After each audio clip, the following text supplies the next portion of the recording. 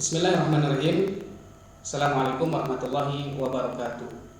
Alhamdulillah hamdan katsiran thayyiban mubarakan fih kama yuhibbu rabbuna wa yarda. Asyhadu an la ilaha illallah wahdahu la syarikalah wa asyhadu anna Muhammadan abduhu wa rasuluhu la nabiyya ba'da. Qala Allah ta'ala fi kitabil karim, a'udzu billahi minasyaitonir rajim.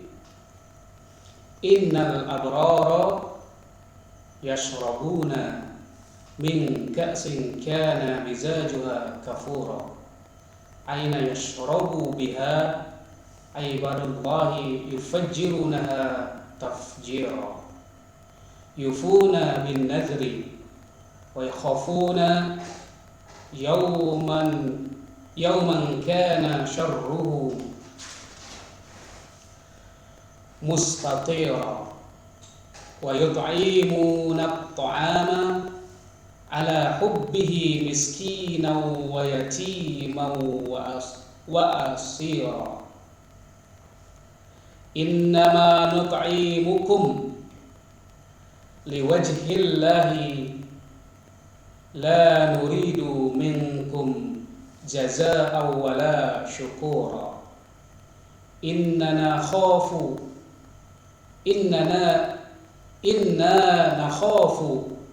min rabbina yawman abusan qamtarira. Segala puji hanya milik Allah yang telah menciptakan langit dan bumi, yang telah menjadikan siang dan malam, yang telah menghidupkan kita semua dan memberikan penghidupan kepada kita semua, yang karenanya hingga detik ini kita masih diberikan berbagai kenikmatan oleh Allah Subhanahu wa taala, yang tentunya kenikmatan itu tidak akan pernah terhitung jumlahnya dan tidak akan pernah ternilai harganya. Kewajiban bagi kita adalah untuk senantiasa mensyukuri nikmat-nikmat tersebut. Salawat dan salam semoga senantiasa tercurah kepada junjungan alam Nabi besar Muhammad sallallahu alaihi wasallam, pada para keluarganya, sahabat-sahabatnya, pengikut-pengikutnya yang setia hingga akhir zaman, dan insya Allah sampai pula kepada kita yang saat ini terus berikhtiar untuk senantiasa memegang teguh ajaran Allah dan Rasulnya, dan semoga Allah mewafatkan kita dalam keadaan husnul khatimah, amin. Kembali bersua di channel Yayasan Wahdini Official, channel yang masif, motivatif, dan inspiratif. Mohon sahabat-sahabat untuk membantu dalam memasifkan channel ini dengan cara subscribe, like, and share video-video dari channel Yayasan Wahdini Official. Dan hari ini kembali saya membaca dengan Al-Quran Braille, ya. Maaf agak tadi tersendat-sendat karena ini kelemahan saya kalau sudah dihadapkan dengan panas, ya, nggak fokus. Ya, hari ini sangat luar biasa, ya, panas di Kota Prabu Mulih. Sepertinya malam insya Allah akan turun hujan. Tanggal 28 Februari atau bertepatan dengan tanggal 28 Februari 2022 atau bertepatan dengan tanggal 27 Rajab tahun 1443 Hijriah. Semakin dekat kita dengan bulan yang mulia, bulan suci Ramadan, di mana di bulan tersebut, ya, Al-Quran diturunkan. Ya. Syahrul Ramadan alladzi unzila fihil Quran. Baik sahabat-sahabat sekalian, tema kita atau judul kita pada hari ini adalah doa yang tulus dan hati yang ikhlas akan merubah sesuatu yang tidak mungkin menjadi mungkin. Ya, jadi kurang lebih seperti itu judulnya. Sahabat-sahabatku di mana saja yang mendengarkan, menyaksikan video ini, kita tentunya tahu bahwa di antara syarat diterimanya amalan itu adalah ikhlas, ya, ikhlas. Jadi ketika kita beramal, berbuat baik, melakukan kebajikan maka harus dilandasi dengan ikhlas atas dasar semata-mata hanya karena Allah Subhanahu wa taala. Dan kita juga diperintahkan oleh Allah, ya, kaitannya dengan judul ini adalah berdoa. Ud'uni astajib lakum. Ya, Allah berfirman. Allah memerintahkan, ini perintah. Dan perintah itu asal hukum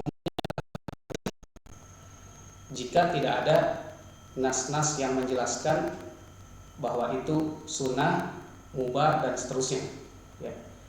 Jadi berdoa kepada Allah itu wajib, ya, karena tidak ada penjelasan yang menjelaskan bahwa berdoa kepada Allah itu sunnah atau hukum lain. Ya, jadi wajib kita. Yang namanya wajib berarti ketika kita tidak berdoa kepada Allah, seorang muslim tidak berdoa kepada Allah, ya dosa. Saudara-saudaraku, ya sahabat-sahabat di mana saja berada, maka doa adalah hal yang substansial bagi seorang muslim, ya. Hal yang mendasar, hal yang utama, yang sangat dibutuhkan bagi seorang muslim. Karena dengan berdoa itulah berarti kita punya pengharapan kepada Allah, berharap kepada Allah. Itu indikator orang mau berdoa itu karena dia berharap kepada Allah. Ya. Kalau orang tidak berdoa kepada Allah, tidak pernah berdoa kepada Allah, maka dipertanyakan apakah dia berharap kepada Allah, apakah dia merasa Allah itu adalah penentu bagi kehidupannya, atau dia merasa hidupnya itu tidak diatur oleh Allah, seperti itu. Nah, sahabat-sahabat sekalian, jadi luar biasa fungsi doa dalam kehidupan seorang hamba, ya. Luar biasa. Karena dengan doa itu tadi seperti yang saya sampaikan sebagai judul kita, judul motivasi pada hari ini adalah doa yang tulus. Doa yang tulus. Jadi doa itu harus disampaikan dengan tulus dari hati dan berharap kepada Allah dengan penuh harapan. Roja, yang berharap kepada Allah dan takut, ya, kepada Allah. Jadi sahabat-sahabat, saya mau sharing yang luar biasa dari doa, the miracle of, ya, pray, ya, doa. Luar biasa. Ya, banyak hal dalam kehidupan saya yang tidak mungkin, ya, minimal dalam waktu cepat tidak mungkin, itu banyak terjadi, ya, yang hal-hal yang tidak mungkin tersebut, ya. Ini banyak hal yang akhirnya menjadi mungkin dengan lantaran doa ini. Miracle-nya ini bukan miracle yang mistik, ya, bukan miracle yang mistik, bukan berarti kita seorang ahli ibadah yang mungkin kita sholat sunnah lalu berharap diam saja makanan bisa tiba-tiba muncul di depan kita, itu mistik, ya. Itu hal-hal yang tidak syar'i lah, yang seperti itu, ya. Tapi yang nanti saya sampaikan ini adalah hal yang real, ya, wallahi, ya, dan ini bisa menjadi motivasi dan jelas step by stepnya, prosesnya jelas, ya, ada proses di situ dan Allah sangat menghargai proses seseorang, ya. Allah menghargai sekali proses, ya, bukan hasil yang Allah hargai. Jadi dalam mendirikan yayasan ini saja, Yayasan Wahdini, yaitu luar biasa miracle, ya, keajaiban yang diberikan oleh Allah, ya, pertolongan Allah itu luar biasa. Jadi cerita ini ketika dulu saya masih kontraktor, ya, kontrak tempat maksudnya untuk menjalankan atau untuk berusaha mendirikan sebuah yayasan di Kota Prabu Muli ini. Dulu saya sewa, ya, diantaranya pernah sewa tempat di KBIH Haji Sobri yang ada di jalan, kalau orang Prabu Muli insya Allah banyak yang tahu, ya, di Jalan Ahmad Dahlan dekat SMA Muhammadiyah, kisaran sekitar itu, SMP Muhammadiyah, SMP Negeri 2 Prabumulih. Lalu singkat cerita ya, saya 6 bulan di situ menyewa tempat untuk operasional yayasan pada waktu itu, karena belum ada tempat yang tetap, belum ada tanah ya untuk bisa dibangun. Jadi namanya di KBIH ya, itu kan tempat orang manasik untuk pemberangkatan haji dan umroh. Ya. Ketika hari-hari saya di situ, maka ya setiap minggu, bahkan terkadang seminggu itu lebih dari 1 kali, mendengar orang manasik umroh, manasik haji, labbaik Allahumma labbaik, gitu ya, labbaik la syarika lak labbaik, innal hamda, dan seterusnya. Jadi ada tergetar hati gitu ya, rasa iri ya. Iri dalam beribadah itu boleh ya. Iri dalam beribadah kepada Allah, orang bisa beribadah dengan baik lalu kita iri, itu iri yang diperbolehkan. Iri dan memohon kepada Allah, langsung terbersit kepada Allah. Ya Allah, rasanya pengen gitu ya, ingin bisa seperti orang lain pergi ke tanah suci ya, minimal umrah walaupun nggak haji gitu ya. Nah, terbersit seperti itu, dan saking semakin inginnya, maka ya bahasa saya itu mengemislah kepada Allah, mengemis dengan benar-benar merendahkan diri. Ya Allah, ya bahasa hati saya waktu itu, kalau orang lain ya belum bisa haji ataupun umroh, dan ia ingin melihat kota suci ya, Mekah Madinah, itu ketika belum ada kemampuan, orang bisa lihat dulu gitu ya, di video kah, lihat tayangan YouTube, lihat gambar, bisa lihat Ka'bah, bisa lihat kota Madinah ya, dengan teknologi ya. Dan hati saya mengatakan begitu, ya Allah, kalau saya nggak bisa begitu gitu ya, tidak bisa seperti orang itu gitu.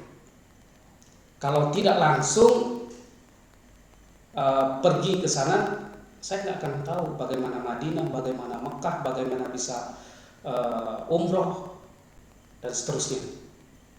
Ya terus itu, ya, terus makin dalam doa itu, dan akhirnya singkat cerita saya mendapatkan tanah wakaf dari Haji Ibnu Akil ya, untuk dibangun lah, dan itu pun luar biasa, banyak miracle ya, dengan doa dan doa dan doa.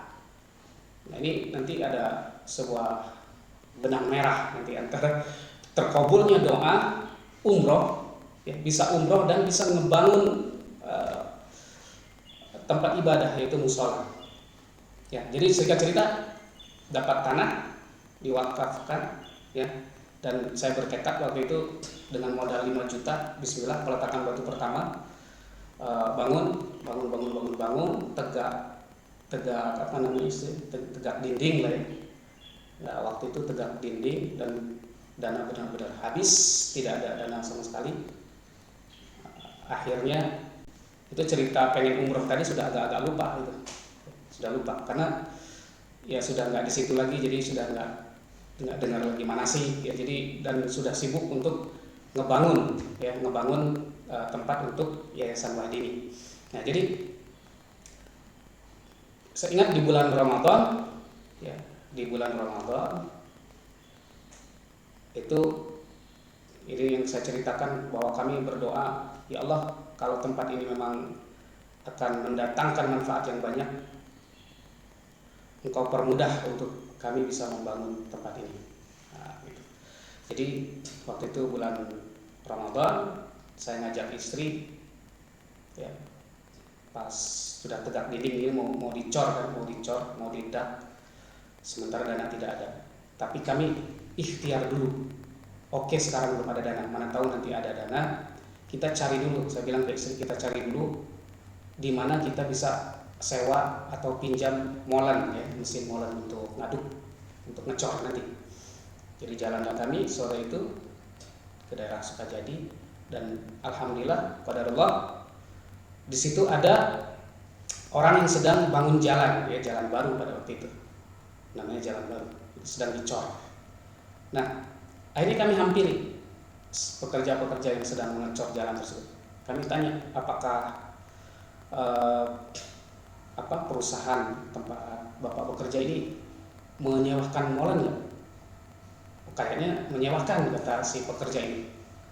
Oh gitu ya, ya rencana kami mau menyewa, mau bangun gitu kan.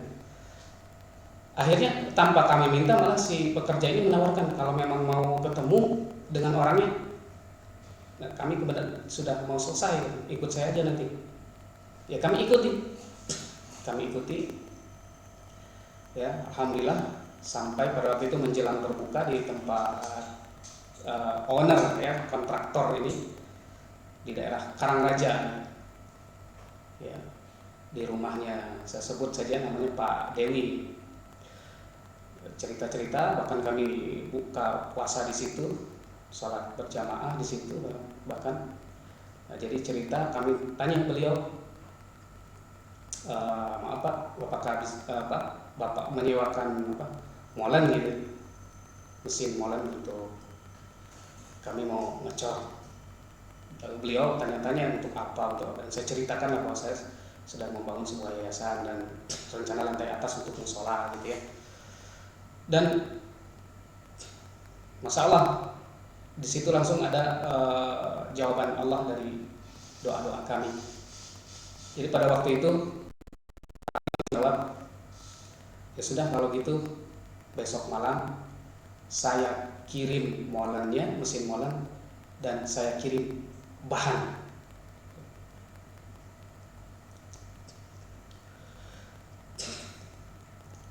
Jujur sedih bahagia gitu ya, nggak bisa saya. Jadi saya kalau ingat itu harunya sampai sekarang masih gitu ya, nggak bisa digambarkan. Ya. Padahal sederhana sekali niatnya itu mau sewa nantinya gitu ya, walaupun memang belum ada dana gitu ya. Tapi ternyata ya Allah menggerakkan, ya luar biasa ya, menggerakkan kami, menggerakkan orang yang mau membantu itu benar-benar tanpa syarat lah ya, tanpa syarat. Jadi pada saat itu selain molen dipinjamkan, mesin molen dipinjamkan, kami dikirim juga semen 120 sak. Ya. Karena beliau tanya waktu itu ukuran berapa, kami sampaikan 12 kali 9. Ya namanya kontraktor, dia sudah beliau tahu persis ya kebutuhannya. Jadi persis kebutuhan itu beliau penuhi. Ya. Jadi itu keajaiban yang pertama. Dan ini masuk akal, bukan dibuat-buat, dan ini cerita yang bisa dibuktikan ya, bisa dibuktikan. Jadi ini bukan mistik, ya itu. Jadi alhamdulillah. Ya, singkat cerita, terbangunlah lantai 2 itu, baru lantainya, ya saat itu baru lantainya. Kami juga berpikir, ya artinya yang bawah, lantai bawah itu sudah bisa digunakan, gitu ya. Sudah bisa digunakan. Nah, selanjutnya kami kan pengen di atas itu dulu musola kami, salah satu ruangan di bawah yang sangat kecil, cuma ukuran 3x6. Disitulah kami kadang buka bersama, di situ hafalan Quran dan seterusnya. Kami berharap ya Allah, permudah lagi ya Allah, ya, agar lantai atas itu bisa dibangun, ada dinding, ada atap, gitu ya. Ya, singkat cerita, atap dinding pun dibangun, ya dibentuk dibuat dinding selesai. Alhamdulillah diantaranya waktu itu yang bantu kami adalah Pak Haji Mat Amin ya, Haji Mat Amin. Untuk dinding selesai, dinding tinggal atap. Nah, ini sudah mulai nih, nanti benang merah terjawab semua, musola selesai, ya dikabul, bukan jalan ya. Jadi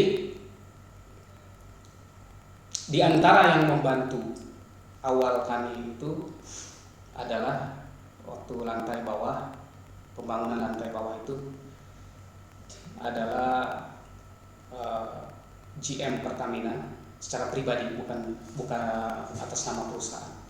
Namanya Bapak Tubagus. Ya, semoga orang-orang yang saya sebut ini adalah orang-orang yang senantiasa mendapatkan pahala yang terus mengalir ya di dunia sampai akhir kelak. Jadi waktu itu ini cerita bisa ngebangun atap ya, atap musola, atap lantai 2 itu luar biasa uniknya, dan inilah skenario Allah yang indah ya. Jadi Pak Tubagus ini di tahun 2015 beliau sudah pindah ke Jakarta, sudah tidak bertugas sebagai GM lagi di Jakarta, naik jabatan beliau di Jakarta di Pertamina Pusat kalau tidak salah. Nah, ketika beliau sudah di Jakarta, datanglah seorang kontraktor kepada beliau ya. Dan tujuan kontraktor ini adalah ingin memberikan sebuah tanda terima kasih kepada Pak Tubagus ya, mantan GM di Prabu Muli. Karena ini kontraktor dari Prabu Muli. Karena ketika beliau di Prabu Muli sebagai GM, kontraktor ini mendapatkan proyek-proyek ya. Pada masa Pak Tubagus itu mendapatkan proyek. Nah, artinya mungkin sewajarnya lah kontraktor tersebut, dan saya sebut namanya Pak Mukdan, itu ingin memberikan rasa terima kasih ya. Dan waktu itu beliau bertemu dengan Pak Tubagus di Jakarta, sengaja gitu, dari Prabu Muli ke Jakarta untuk bertemu dengan Pak Tubagus, dan diceritakan niatnya ya, disampaikan yang intinya tadi itu ingin memberikan tanda terima kasih. Kata Pak Tubagus yang mantan GM ini, Pak Mukdan, saya kalau materi alhamdulillah sudah lebih dari cukup. Kalau Pak Mukdan ada rezeki lebih, saya punya teman di Prabu Muli sedang bangun musola, mau ngatap ya. Akhirnya mungkin Pak Mukdan pun ya langsung ngerespon ya, ditanya, oh siapa Pak dan di mana, terus akhirnya minta nomor telepon saya. Singkat cerita, Pak Mukdan ini menghubungi saya melalui anaknya Mas Satria ya. Mas Satria, saya ingat ya, 2015 ya, tahun 2015 ya, 7 tahun yang lalu ya, luar biasa. Telepon saya, benar dengan Pak Juju, ya betul, katanya saya dapat info dari Pak Tubagus sedang bangun musola ya. Saya katakan, oh iya betul, saya bilang, ketemu Pak Tubagus di mana sih? Padahal beliau kan dari Jakarta. Papa saya yang ketemu di Jakarta, cerita bla bla bla bla bla. Akhirnya singkat cerita, Mas Satria ini survei ke tempat kami ya, lihat bangunan kami, dan luar biasa cepatnya proses itu. Besok langsung beliau bawa tukang, anaknya Pak Mukdan, Mas Satria ini bawa tukang ya, tukang nggak tahu tukang ataukah memang pemborong ya untuk jasa itu, jasa rangka baja. Jadi besok itu langsung dikerjakan proses pengatapan itu. Saya tahu persis nominalnya waktu itu 25 juta ya untuk memborong pengerjaan pengatapan tersebut, 25 juta. Ini luar biasa ya, nilai yang fantastis. Jadi saat proses pengerjaan, Mas Satria telepon saya lagi, Pak Juju ada di tempatnya? Saya bilang ada, saya nggak kemana-mana. Oh kalau gitu papa saya pengen ketemu, karena saya dengan Pak Mukdan belum ketemu sampai detik itu. Oh ya alhamdulillah, saya bilang, masa saya orang yang sudah baik kepada kami, kok kami malah belum ketemu gitu ya, belum pernah kenal dan belum bisa belum sempat ngobrol atau seterusnya. Ya, ini singkat cerita, beliau datang, Pak Mukdan datang ke tempat saya, ke sini, ke Yayasan Madini, dan beliau, ya ini nggak apa-apa ya, mungkin karena saya tidak akan menyampaikan apa masalahnya, tapi hanya sebagai inspirasi kita. Jadi beliau selain ingin ketemu saya, silaturahim, pengen tahu saya, dan beliau punya harapan, karena beliau saat itu katanya punya masalah besar. Ya, bla bla bla bla bla, beliau cerita, dan sebenarnya saya tidak minta beliau untuk bercerita apa masalahnya. Ya, ketika beliau menyatakan saya punya masalah saja, saya ya dengan tanpa iming-iming apapun, saya insya Allah sudah doakan gitu ya. Jadi kata beliau, tolong doakan saya punya masalah besar. Ya. Dan beliau memberikan iming-iming, dan iming-iming ini ya mungkin adalah saking inginnya beliau bersyukur apabila lepas dari masalah ini gitu ya. Gitu. Dan ini jelas ya Allah yang sedang menggerakkan. Jadi kata beliau, tolong doakan saya jika masalah saya selesai, ya Pak Juju akan saya ajak umroh. Meneteskan air mata lagi saya di situ. Ya kan saya langsung connect gitu ya. Ketika saya waktu nyewa tempat di, ya Allah, apakah ini jawaban doaku ya Allah? Jadi langsung saat itu juga, jika ini adalah sebagai jalan terkabulnya doaku, maka ya Allah, Engkau selesaikan masalah beliau dengan segera ya Allah. Ya, dalam hati seperti itu.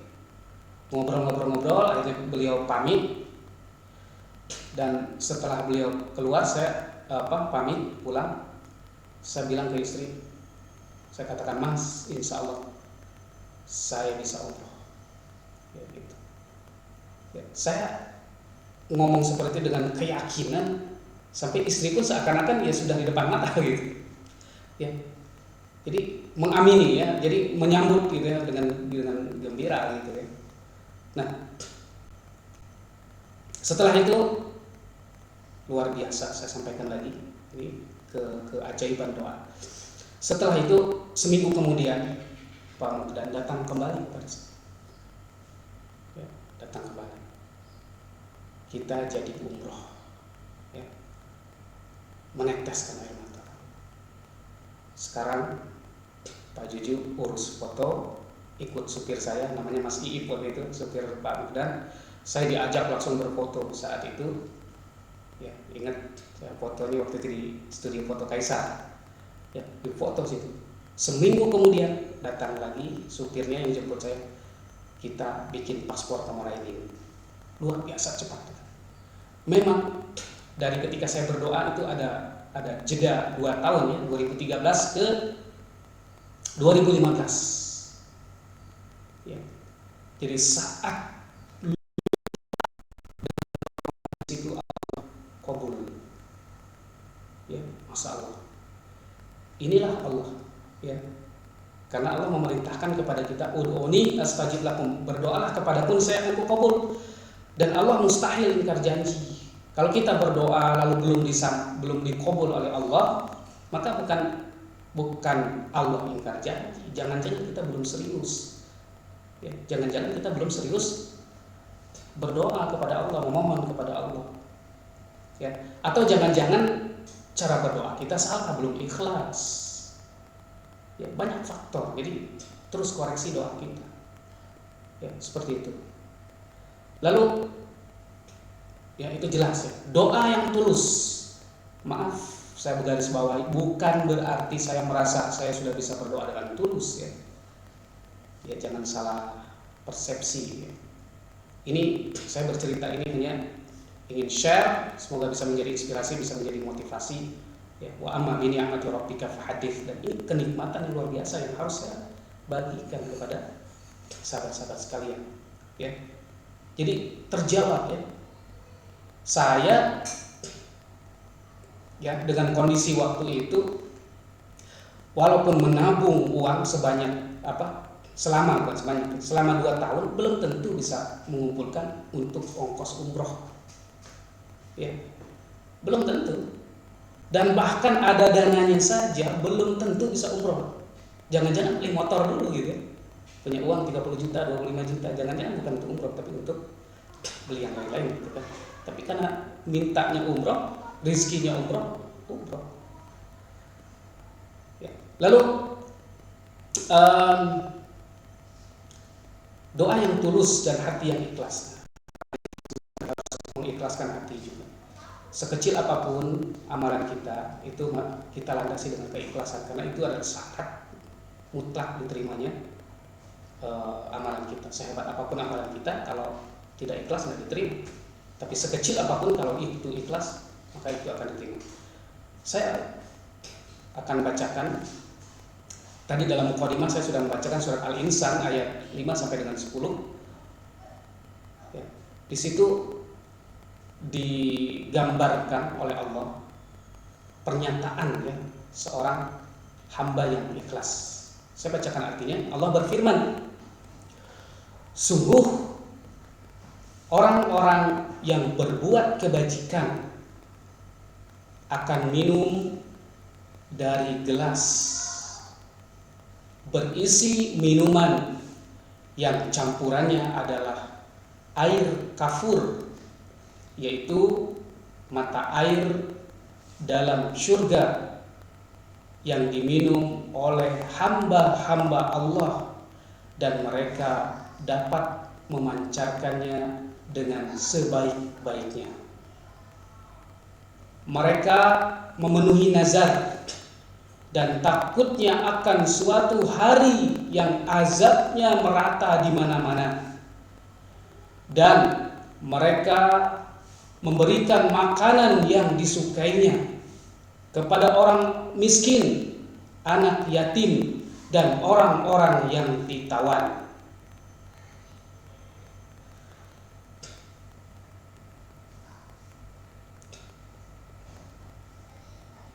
Dan orang-orang yang ditawan, sambil berkata, sesungguhnya kami memberi makanan kepadamu hanyalah karena mengharapkan keridhaan Allah. Kami tidak mengharapkan balasan dan terima kasih dari kamu. Sungguh kami takut akan azab Tuhan pada hari ketika orang-orang berwajah masam penuh ketakutan. Jadi kita dari arti surat Al-Insan ayat 5 sampai dengan 10 ini saja, ya, dengan tanpa memahami tafsirnya saja kita sudah bisa menangkap ini adalah sebuah ungkapan, sebuah pernyataan dari orang-orang, ya, dari orang yang ikhlas, yang menyatakan dirinya ikhlas, ya, di antaranya bahwa dia memberikan makanan, dan makanannya itu adalah makanan yang disukai, bukan makanan sisa, bukan makanan lebih atau seterusnya, ya, atau makanan yang tidak disukai, tapi makanan yang disukai, ya. Makanan yang mungkin sepele bagi orang tertentu, sepele makanan, ya, dan dia menyatakan bahwa dia memberikan makanan ini tidak butuh balasan terima kasih, balasan dari orang yang dia beri makan itu, ya, tidak butuh balasan apapun, ya, bahkan hanya sekedar terima kasih saja tidak dia butuhkan. Tapi apa yang dia khawatirkan adalah dia khawatir ketika pada saat orang-orang berwajah masam penuh ketakutan. Di mana? Di padang mahsyar tentunya, ya, di padang mahsyar. Kita akan dikumpulkan di padang mahsyar. Padang mahsyar adalah bumi yang dimodifikasi oleh Allah, yang rata, tidak ada penanda apapun, tidak ada gunung, tidak ada bukit, dan seterusnya, ya, itulah padang mahsyar, yang pada saat itu kondisi manusia tergantung amalannya. Dan Rasulullah bersabda ya, bahwa setiap orang itu diantaranya akan dinaungi oleh sedekahnya, ya. Dan ini saya berdalil, ini benar-benar adalah sabda Rasulullah, ya, bukan untuk kepentingan tertentu, tapi mengajak kebaikan. Dan saya tidak akan pernah mengiming-imingi dengan hal-hal yang semata-mata hanya dunia 700 kali lipat. Ketika berinfak 1 juta akan dibalas 700 juta dan seterusnya. Tapi yang jelas ini akan menolong kita ketika yang difirmankan oleh Allah tadi, bahwa seorang hamba itu hanya takut kepada Allah, ya, takutnya kepada Allah, dan dia takut saat itu orang-orang berwajah masam penuh ketakutan, ya, itu.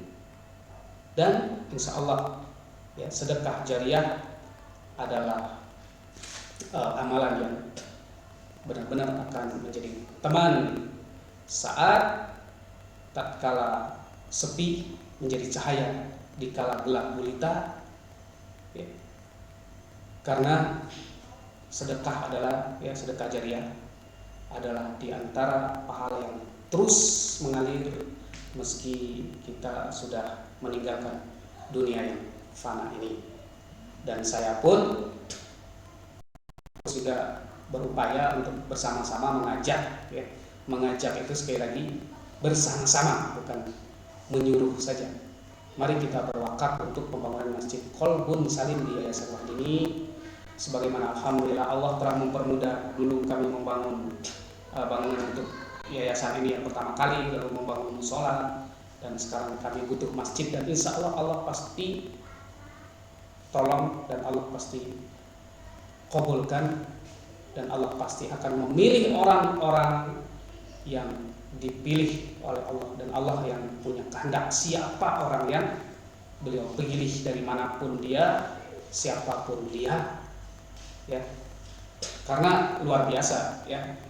Saya juga nanti ingin mengajak Pak Mukdan itu untuk bisa share di sini, ya, di channel ini, karena banyak dari orang-orang yang dermawan yang luar biasa membantu kami itu, mereka backgroundnya ya banyaknya bukan background agama, ya, tapi luar biasa. Beliau itu memiliki hidayah yang luar biasa, ya. Jadi nanti apakah ini haknya Pak Mukdan, nanti kalau misalnya bisa sampai di sini, ya, bisa share, kita bisa berbicara di sini, ya, hak beliau kalau mau sharing untuk menyampaikan bagaimana kehidupannya dulu itu sebagai motivasi tentunya, bukan sebagai apa, ya, alhamdulillah gitu, ya. Nanti kita coba, ya.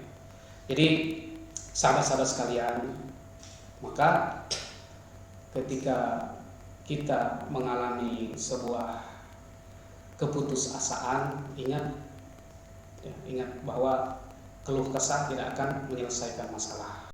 Bercerita kepada orang, ya, belum tentu menyelesaikan masalah, dan bahkan bisa tambah masalah. Maka berkeluh kesahlah kepada Allah, berceritalah kepada Allah, sehingga Allah akan menyelesaikan masalah kita. Sebesar apapun masalah kita, kita harus yakin Allahu Akbar, Allah Maha Besar. Kecil bagi Allah masalah yang besar menurut kita itu, karena Allahu Akbar, Allah yang Maha Besar. Sebesar apa sih masalah kita? Seperti itu. Hidup ini bukan untuk disesali, tapi untuk dijalani dan dimaknai, ya, diikhtiarkan, ya, untuk ibadah. Itu hidup, ya. Jadi keputusasaan nggak ada gunanya, ya. Siapapun sahabat-sahabat sekalian yang saat ini mungkin sedang futur, sedang berputus asa, terutama di kondisi, ya, pandemi mungkin yang 2 tahun lebih ini, ya, 2 tahun lebih kita uji dengan penyakit, dengan wabah, musibah wabah, ya, insya Allah kita terus berharap kepada Allah. Toh ketika kita katakanlah pahitnya meninggal dalam keadaan susah, tapi kita beriman, maka insya Allah kesusahan kita tidak bertambah panjang. Tapi kalau kita di sini di dunia susah, mengeluh, bahkan kita kufur terhadap Allah, kesusahan kita nggak ada selesainya. Ya, khalidina fiha abadan. Ya, kesusahannya. Jadi khalidina fiha abadannya kekal abadi di dalam itu, jangan sampai di neraka ya, tapi di surga. Jadi sahabat-sahabat sekalian, mari kita menguatkan doa. Doa berarti harapan, ya, pengharapan kita kepada Allah. Lalu menguatkan keikhlasan hati kita. Ya. Wala tukhzini yauma yub'atsun yauma la yanfa'u malun wala banun illa man atallaha biqalbin salim. Ya, nanti itu harta, anak-anak tidak lagi berguna kecuali orang-orang yang menghadap Allah dengan hati yang suci, hati yang lurus, qalbun salim. Semoga kita diberikan kemampuan untuk senantiasa menjalani hidup dan kehidupan ini dengan keimanan, dan semoga Allah menjauhkan kita dari keburukan-keburukan, dari fitnah-fitnah dunia yang akan menjerumuskan kita kepada neraka-Nya Allah. Sekecil apapun ya dosa, mari kita hindari, jangan pernah menganggap remeh dosa.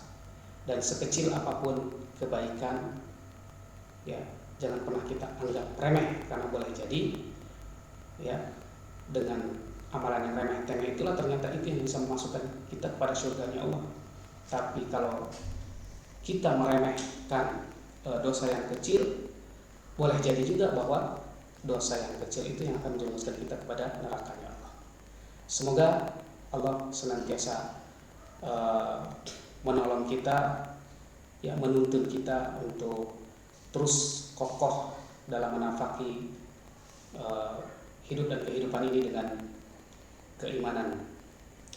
Demikian, yang berbicara belum tentu lebih baik daripada yang mendengarkan. Yang lebih baik adalah yang melakukan kebaikan dan perbaikan. Barakallahu li wa lakum. Salam semangat luar biasa dan sukses dunia akhirat. Assalamualaikum warahmatullahi wabarakatuh.